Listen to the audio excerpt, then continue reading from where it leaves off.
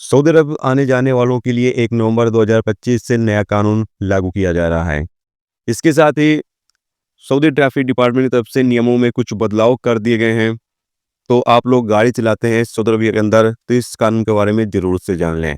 तो सऊदी अरब की important update आ रही है, इंपॉर्टेंट खबर आ रही है, तो आप लोगों से गुजारिश है वीडियो को शुरू से लेकर आखिर तक ज़रूर से देखें और दोस्तों वीडियो को लाइक भी ज़रूर कर दें। जो मेरे दोस्त, जो मेरे भाई लाइक कर देते हैं, उन तमाम दोस्तों का दिल से बहुत-बहुत शुक्रिया। चलिए बढ़ते हैं अपडेट तक, पूरी क्या अपडेट आपको बताते हैं। सबसे पहली अपडेट यहाँ पर यह है कि सऊदी ट्रैफिक डिपार्टमेंट की तरफ से यानी मरोल की तरफ से अपडेट जारी करके बताया ये गया है कि सिग्नल पर येलो कलर को पार करना ट्रैफिक वायलेशन में शामिल किया जाएगा। अभी तक क्या होता था कि रेड कलर है तो लोग इंतजार करते थे, लेकिन येलो है तो लोग अपनी गाड़ी पार कर लेते थे। लेकिन अब यहाँ पर कहा यह गया है कि येलो है तो इसका मतलब ये है कि आप गाड़ी को रोकिए।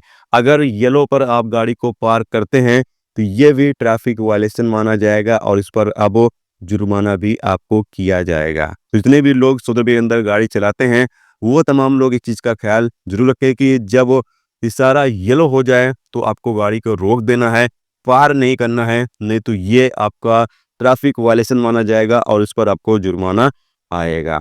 इसके अलावा अगली अपडेट यह है कि सऊदी ट्रैफिक डिपार्टमेंट की तरफ से एक और नया नियम जारी किया गया है। यहाँ पर कहा यह गया है जितने भी टैक्सी ड्राइवर हैं या जो लोग भी गाड़ी वगैरह चलाते हैं, तमाम लोग अपनी गाड़ी के अंदर नो स्मोकिंग का एक चिन्ह लगा कर रखें, यानी एक लोगो जो है वो लगाकर अंदर रखें नो स्मोकिंग का। खास तौर से जो लोग टैक्सी चलाते हैं उनके लिए तो ज़रूरी है कि वो अपनी गाड़ी के अंदर कहीं पर ये लगा कर रखें जो कि नज़र में आए मुसाफिरों के, नो स्मोकिंग का एक वो चिन्ह जो है, लोगो जो है वो लगा कर रखें। अगर नहीं लगाते हैं तो इस पर 50 रियाल का जुर्माना किया जाएगा। तो ये भी नया नियम जारी कर दिया गया है। इसके अलावा अगली अपडेट यह है कि 1 नवंबर 2025 से सऊदी अरब में नया रूल्स लागू होगा, जिससे कुछ दवाइयाँ जो डॉक्टरों के परमिशन से मिलती हैं उनके लिए पहले से ऑनलाइन इजाज़त यानी क्लियरेंस लेनी ज़रूरी होगी। इसमें बहुत सारी दवाइयाँ आ जाती हैं, जैसा कि आप सामने स्क्रीन पर देख सकते हैं, ये तमाम दवाई भी हैं। ये इजाज़त Saudi food and drugs authority की वेबसाइट से लेनी होगी।